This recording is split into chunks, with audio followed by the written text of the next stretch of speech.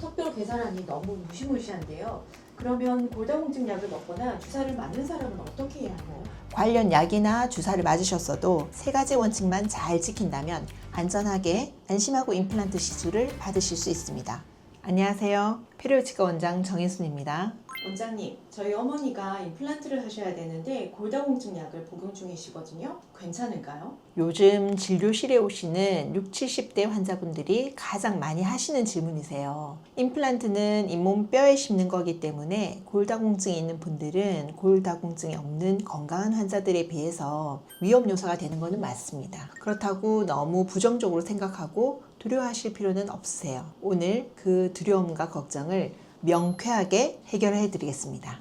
중요한 세 가지 원칙만 잘 지킨다면 안전하게 안심하고 임플란트 시술을 받으실 수 있습니다. 그 첫 번째 원칙이 T스코어가 마이너스 2.5 이상인지를 확인하기인데요. 골다공증이라는 게 골밀도 검사 결과 수치인 이 T스코어가 마이너스 2.5 이하인 경우를 말하거든요. 뼈 나이라고 생각하시면 됩니다. 이 T스코어가 마이너스 2.6, 마이너스 2.7, 마이너스 2.8 이렇게 숫자가 작아질수록 골다공증이 심하고 골절의 위험이 높아지는 그런 늙은 뼈라는 거죠. 하지만 과거에 T스코어가 마이너스 2.5 이하였어도 골다공증 주사를 맞거나 약을 복용한 이후에 재검사를 했더니 마이너스 2.5 이상이 나왔다. 그러면은 임플란트가 가능하다고 보시면 됩니다. 그런데 골다공증 약이나 주사를 처방받은 분들은 치아를 뽑거나 임플란트 시술을 받은 경우에 낮은 확률이긴 하지만 턱뼈에 괴사가 발생할 수가 있기 때문에 반드시 일정 기간 약물 복용을 중단해야 합니다. 골다공증 약을 복용해서 T스코어가 마이너스 2.8이었던 것이 마이너스 2.2로 개선되었다면 뼈 상태가 좋아졌으니까 바로 하면 안 되나? 왜 약을 중단해야 되지? 하고 의문이 생기실 텐데요.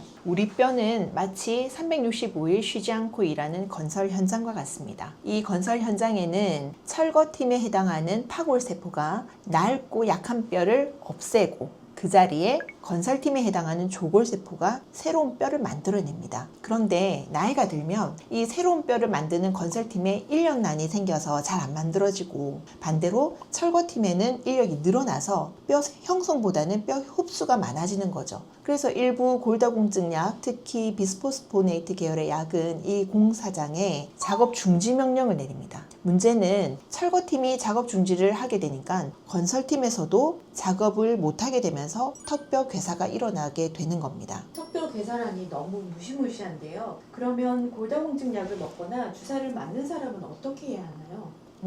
다행히도 골다공증 약을 복용하는 모든 환자에게 이 무시무시한 턱뼈 괴사가 발생하는 건 아닙니다.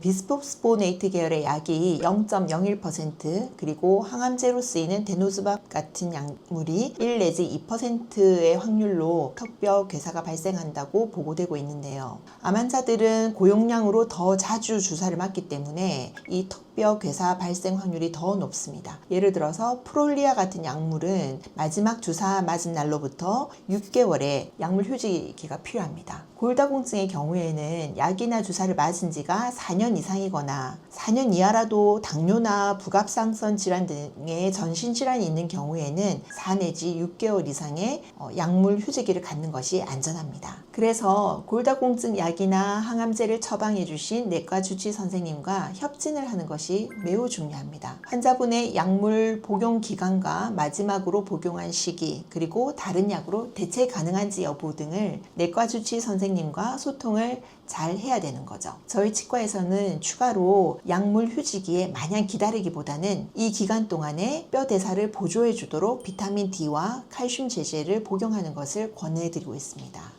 앞서 말씀드린 T스코어가 마이너스 2.5 이상인지 그리고 골다공증 약을 처방받은 경우에 일정 기간 휴지기를 갖고 다른 대체 약물로 변경 처방을 하거나 비타민 D 또는 칼슘 등으로 보완하는 것 외에도 한 가지 더 보조 지표로 사용할 수 있는 검사가 있습니다. 파골세포의 활성도를 알 수 있는 CTX 검사라는 건데요. 피검사를 통해서 이 수치가 0.15 나노그램 퍼 밀리리터 이상이면 뼈 공사장에서 철거팀이 어느 정도 일을 하고 있구나. 그래서 건설팀도 뼈 재생을 제대로 할 수 있겠다 이렇게 예측을 하는 거죠. 골다공증 주사를 4년간 맞으셨다는 어떤 환자분은 이런 체계적인 검사 계획을 믿고 내과주치 선생님과의 협진하에 약물 휴지기를 가지면서 그 기간 동안 비타민 D와 칼슘을 복용하셨거든요. CTX 검사를 했을 때 약물 휴지기 전에는 0.11이었는데 이후에 0.16으로 증가했습니다. 이렇게 확인시켜 드리니까 환자분도 안심을 하시고 굉장히 만족해 하셨고요. 다행히 임플란트 시술도 잘 마무리하실 수가 있었습니다.